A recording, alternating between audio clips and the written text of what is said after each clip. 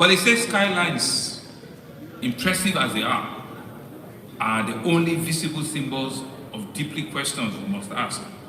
How do we house a rapidly growing population with dignity? How do we ensure affordability without sacrificing quality? How do we align private capital, private investment with public purpose?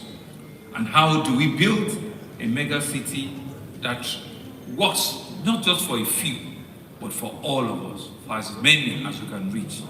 And so housing is not just about buildings. Housing is about human dignity. Housing is about economic productivity. Housing is about social stability. Housing is about the kind of a city we all choose to become. And so in Lagos State, we understand that we cannot build a 21st century mega city on a 20th century planning assumptions. That's why housing sits firmly at the heart of all development agenda. It's interwoven in our Tips Plus agenda, in public transportation, in infrastructure, in energy, in climate resilience, and in economic opportunity. And you dare say that our approach is deliberate. First, we're investing in enabling infrastructure, and like the keynote speaker had said, we're investing in road. It can never be enough. We're pushing our rail infrastructure. They have challenged us to say that we should build the remaining 4 or 5, as if we're magicians. We'll continue to push it. And we're pushing, on power. We just delivered some house, some water projects a couple of days ago. And my big brother, my friend, Mr. Iroche, have also brought another dimension to it, in which he said that if we don't innovate with AI, we will die. Not literally that we'll be taken to the grave, but things will move far, beyond us. And it cannot be any truer. I cannot, be more agreeable with that fact. But I tell you something, just yesterday, at the ceremony where we were celebrating exceptional public officers, both at the junior and the senior level, the head of service is there. There's a young level 9 officer who showed us, he did a presentation to us using AI to enhance and to improve, the procurement process in the Ministry of Works and Infrastructure. And it was such an incredible presentation. A young level 9 officer challenging all his bosses that we need to innovate, we need to use AI as a model in which we can fast track our levels of procurement, our level of approvals, Mr. Deputy Governor, you missed. The young man is in the Ministry of Works and Infrastructure, and this was just yesterday. So, Mr. Richard, you can see that whilst you have lectured us today, there are young, smart, younger people than yourselves are already thinking about AI as well.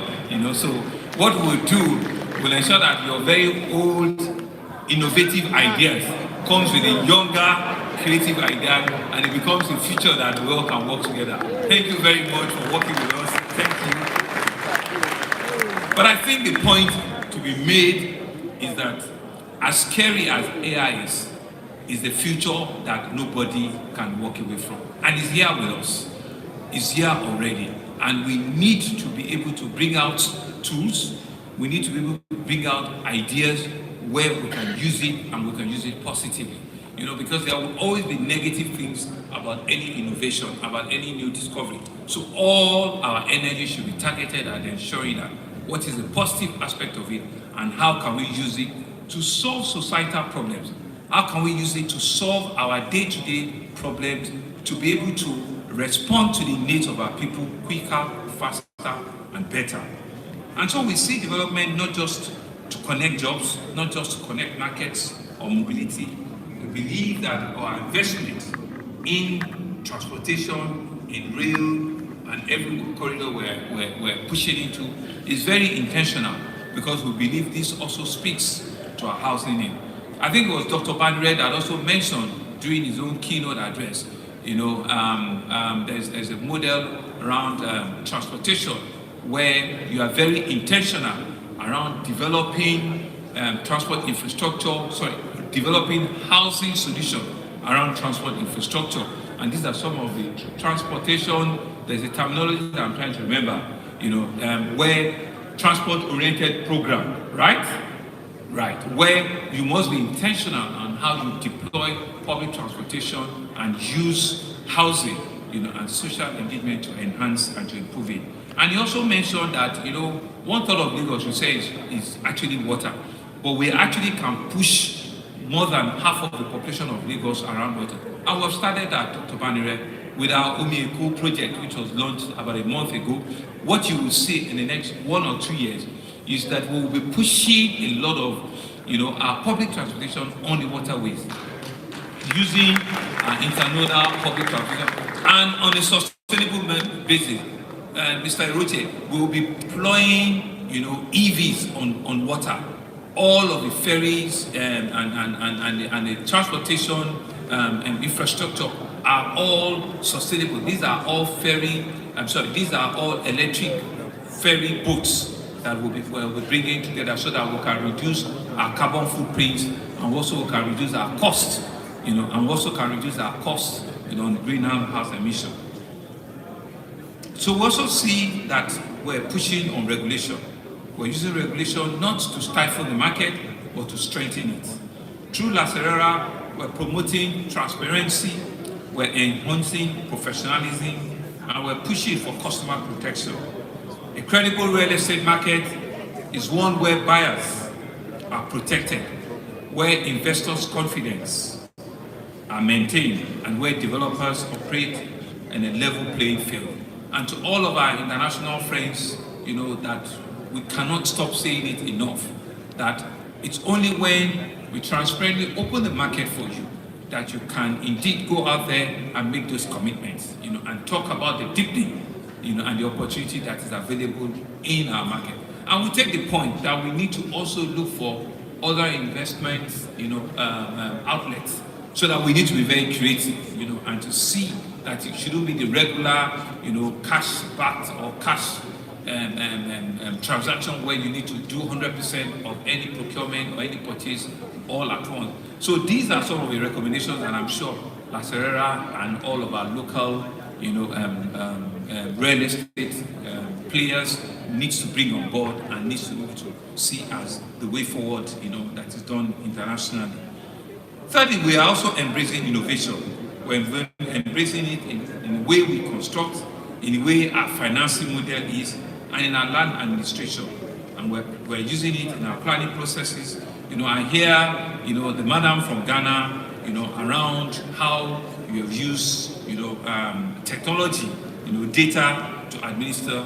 We are also doing the same. We have a robust, not fully completed yet, but we're ways 80-90%, and ensuring that at the click of a button, we can indeed reduce the time it takes for all of our subsequent transactions on our land, ensuring that we can title every land in Lagos. We're still giving a lot of, what we call waivers, and we're giving, what's fiscal planning doing now? Amnesty, that's the word. We're giving amnesty to ensure that people can still come forward and regularize and comply, with all of the things that they've not done very well. So we're doing all of this to ensure that it is a system where you can, from the comfort of your house or your offices, rely on technology to be, a platform that you will trust, in whatever part of the world you are, and you also can transact and do it. So fiscal planning is doing a lot of amnesty. Lands is doing a lot of ensuring that titling of documents of land and landed property are seamless. And like I said, we will not stop until when we get, to the finish line. And we're doing this in every area of blended finance, strong public partnership. I think our PPP office, they also are going to be speaking to us later in one of the panels. And so in Lagos, affordability for us means building homes that people can actually live in. Buildings that they can pay for, they have access to where they work and to raise family. It means leveraging PPPs, structured finance, land optimization, and demand-led planning. And it means government playing its rightful role as a strong enabler as a regulator and a partner, not just a provider. And so all of us must see that we are all in this together. It's the same coin, we're just on two different sides of the coin.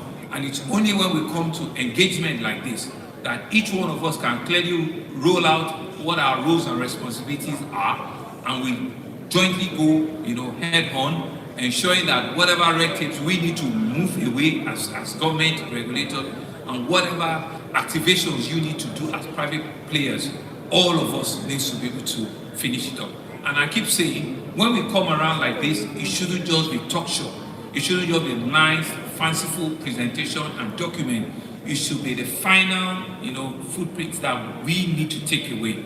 And I'm sure that the ministries, the Attorney General, the Lands Administration people, they're all here listening to, after all of the speeches have been said, to hear your little moments, to be able to take your concern and be able to listen to the suggestions that you're bringing about. Mr. Attorney General, are we together on all of this?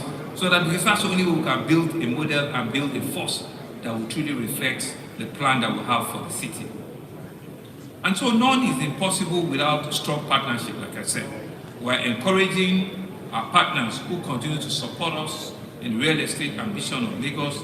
I want to thank all of our investors and our partners once again that have found out time to be here for your creating enabling environment for ourselves and yourselves. EKO Atlantic City too, they've been here. Alaro City, they've been here. Redan have been here. FIAMC, you've been here. FIAMC, you've all been here. For all of your partnership, Integrated Mixed City, the Lekki Free Trade Zone, NITCOM, all of you are held here in my speech.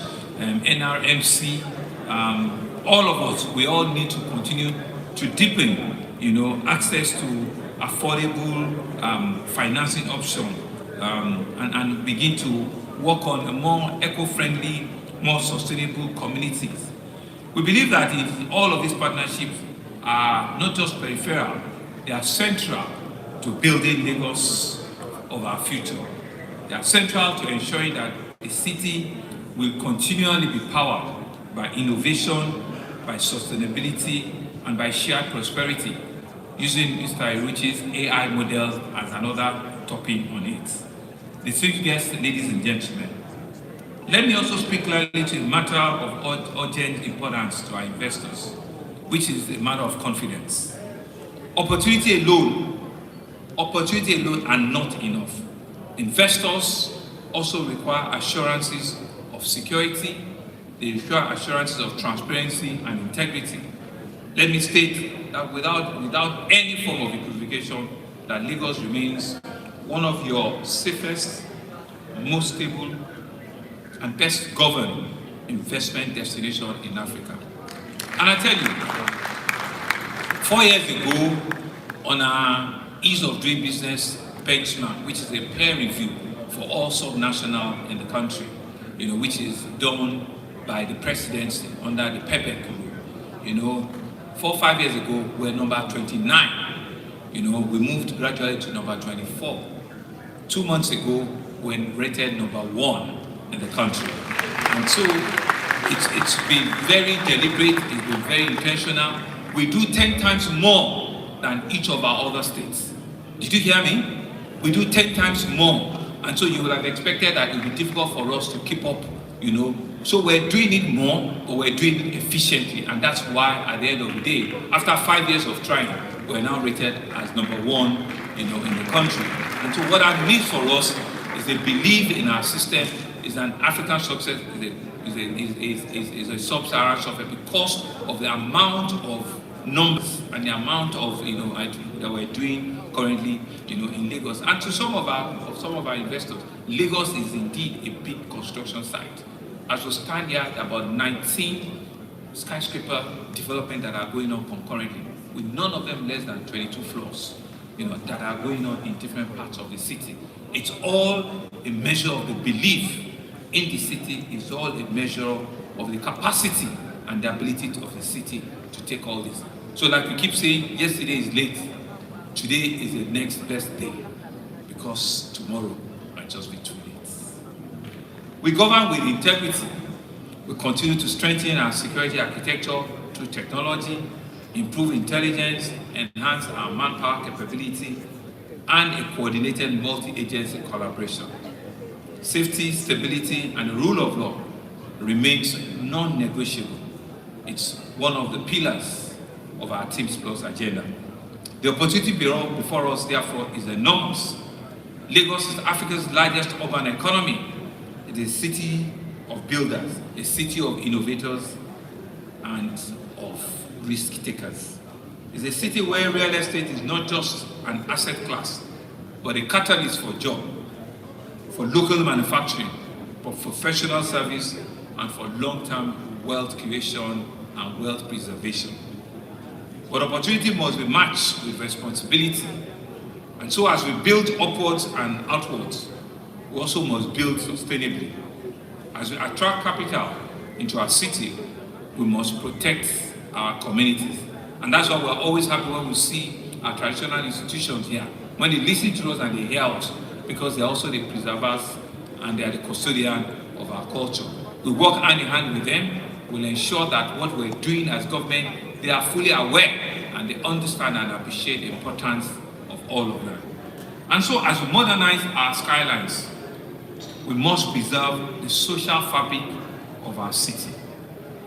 And that's why to our international investors, the Oba of Lagos have announced, and if you can find time to come again, we'll be celebrating a very big historical culture called the EKO Masquerade on the 27th, of this month, 2025. And it will be a classical display of the very unique cultural heritage that Mr. Iruche, once again as a Lagosian, will be proud to participate in. And so we're opening our doors and our corridor to all of you. And so this is why a conference like this matters to us. It allows us to align the vision with action. It allows us to ensure that policy with practice, and ambition with accountability. To all of our local partners, ain't going anywhere. We're all here together. We're joined together in HIP.